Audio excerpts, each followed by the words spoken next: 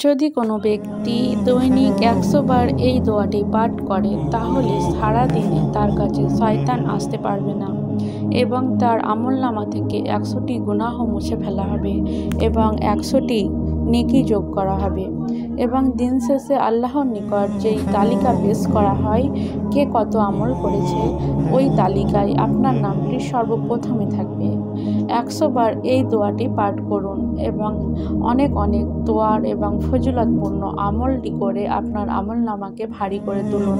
দোয়াটি অতি গুরুত্বপূর্ণ একটি দোয়া। দোয়াটি হলো লা ইলাহা ইল্লাল্লাহু আহাদাহু লা শারীকা লাহু লাহুল মুলকু লাহুল হামদু ওয়া হুয়া আলা কুল্লি শাইইন কাদির।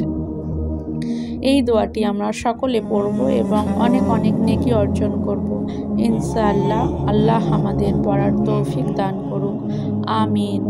আমার ভিডিওটি ভালো লাগলে অবশ্যই চ্যানেলটি সাবস্ক্রাইব করে পাশে থাকবেন এবং ইসলামিক সুন্দর সুন্দর ভিডিও পেতে আমাদের চ্যানেলটি শেয়ার করে দেবেন।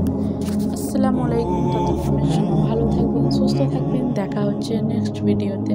আল্লাহ হাফেজ।